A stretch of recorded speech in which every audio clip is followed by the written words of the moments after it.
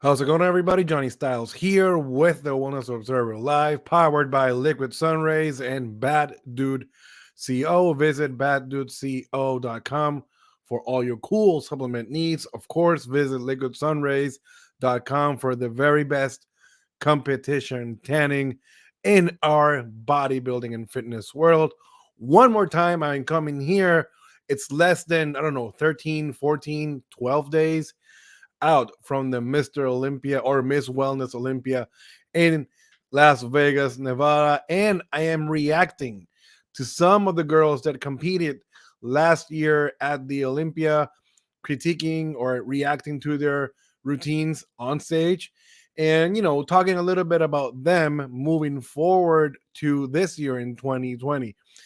On this video, now it's turn. We went with Cass Gillis from Canada. Now we're going to Brazil. This should be called like the Wellness Olympia Brazil, because I'm going to be talking to a lot of Brazilians. But it's time to turn the attention to Isamara Santos.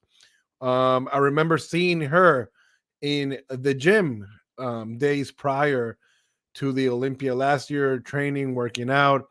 She was one of the first Brazilian girls that came over from Brazil to compete in America during those weird times post COVID and post coronavirus and the whole 9 yards.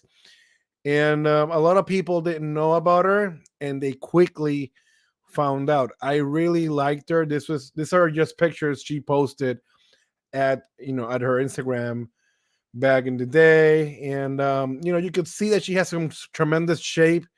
Her color was good, and good waist. She has one of the best glute ham tie-in slash teardrop, and I'm gonna talk about several. Some of the girls that I think are gonna be like dark horses, because some of these girls people don't even like count them, and they can squeeze in and probably take some of the competitors out, which I think, and you'll probably hear me say this. I think, again, I've been saying this the whole year, anyways, that the 2021 Olympia, that first call out, is going to look completely different this year in 2022.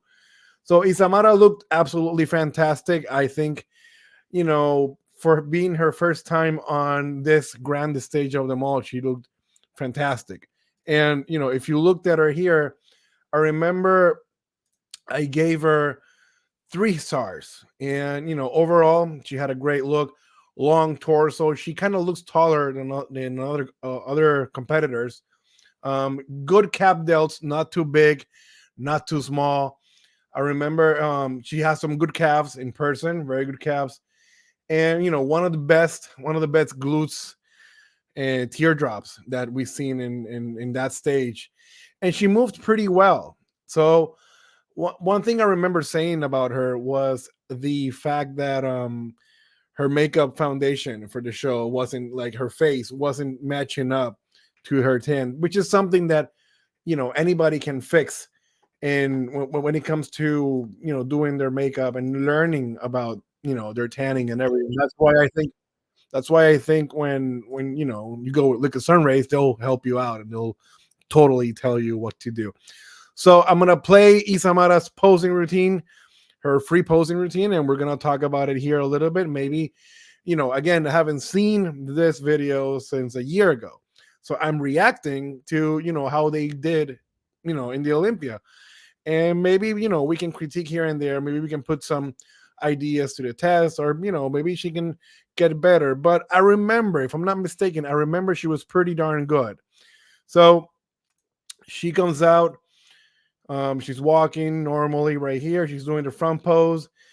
I would have liked to see her a little bit harder. And this is something that doing the world famous Elba pega pose, which is I've always said this before. It's that when they do this little line here in their glutes, when they do this transition, the first person ever that I saw doing that in the United States of America was Elba Pega from the Dominican Republic. So, since she was the first ever that I ever saw doing this style of posing, I've always called it the Elba Pega transition pose. So looking at this right now, I am going to stop the video and say that, Isamara has looked progressively better. She has put this version of herself to shame. Right now, she is completely a different body. So I remember saying that I would have liked to see her better. So now in 2022, she'll be definitely better. So when she does this transition pose, she goes one, two, the hair flip, and then she goes to her back pose. In this back pose, when you see this back pose in person, is really impressive. Really, really impressive because her glutes are so big in that sense. Her calves are popping, her smile is good. Her back pose, very good. Hands on hips and moving up, down. Very good. I like this pose for her. I don't think she has to change much. Completely, to be completely honest with you, I don't think she has to change much from this style of posing. Very simple. Sometimes keeping it simple is just what it works for some competitors. And it's just happy, it's just being there and being just happy that you can, critique your body and have these judges critique. A lot of judges do like her. A lot of judges like her shape. They like her structure. They like the way she looks on stage.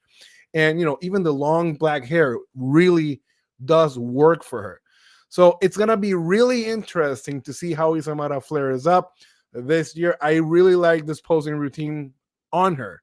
And if you're a competitor right now and you're an NPC amateur, I would have absolutely no problem if you saw this routine and if you completely emulate this routine from Isamara, because it's simple. You don't have to do a lot of flare ups, but keeping it classy with her. I'm really happy to see her. We're gonna see her one more time at the Olympia stage, and when um, she won the Republic of Texas, I believe, and then she won Chicago. I remember she looked really good. She looked really good, and it was one of those things that when you kind of see a person evolving, that's what you want to be in your next show, next competition.